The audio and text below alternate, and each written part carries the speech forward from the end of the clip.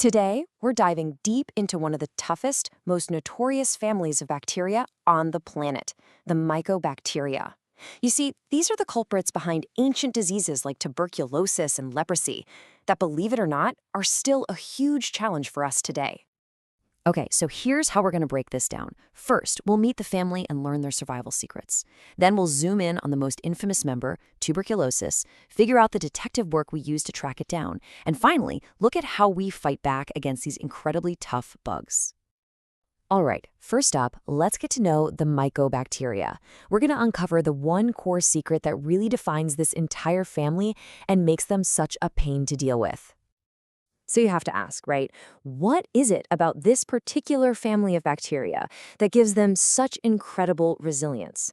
How do they stand up to our immune systems and even our strongest drugs? Well, the answer really boils down to one thing: mycoloic acid. The best way to think about it is like a waxy biological suit of armor. This thick, lipid-rich layer makes up their cell wall, and it's so good at repelling things that it's hard to even stain them in the lab, let alone kill them.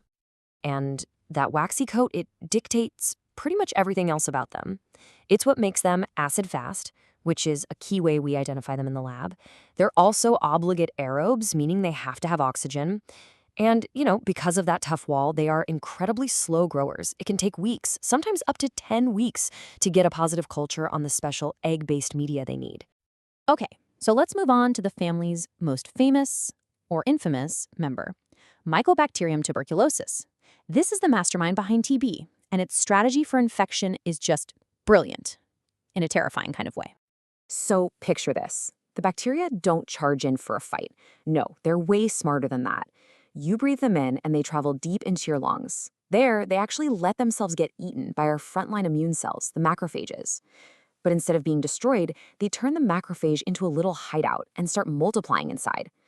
The only thing our body can do is build a wall around these infected cells, creating this sort of standoff, which we call a granuloma. And that standoff can go one of two ways. On the one hand, you can have latent TB. Think of it like a sleeper agent. The bacteria are alive, but they're dormant, walled off. You don't feel sick, and you can't spread it.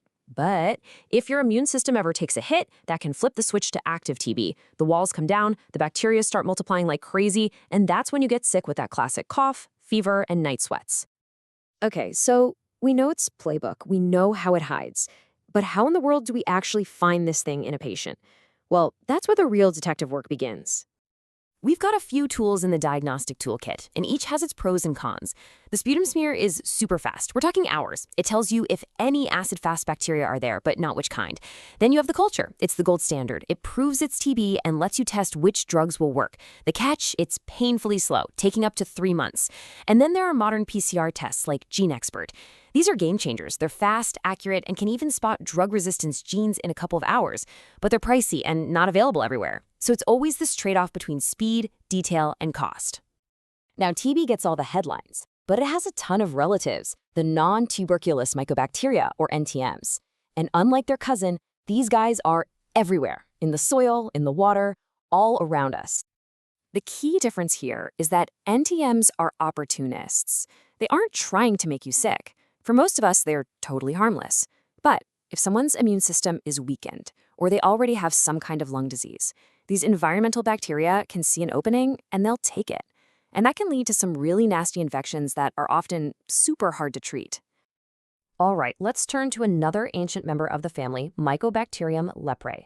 This is the one that causes leprosy. And what's fascinating here is that the disease isn't just about the bacteria. It's about how your own immune system decides to react to it. And this is what's so wild. Leprosy isn't just one thing, it's a whole spectrum. If you have a really strong immune response, that's tuberculoid leprosy on one end, your body keeps the bacteria contained. But if you have a weak immune response, that's lepromatous leprosy on the other end, the bacteria can multiply unchecked, leading to much more severe disease. Where a person lands on this spectrum changes everything. So how do doctors spot it? Well, the dead giveaway is the unique combination of symptoms. It's not just a skin patch. It's a skin patch where you've lost all feeling. That happens because M. leprae has this strange preference for attacking our peripheral nerves, which causes that numbness and leads to those classic painless injuries you hear about.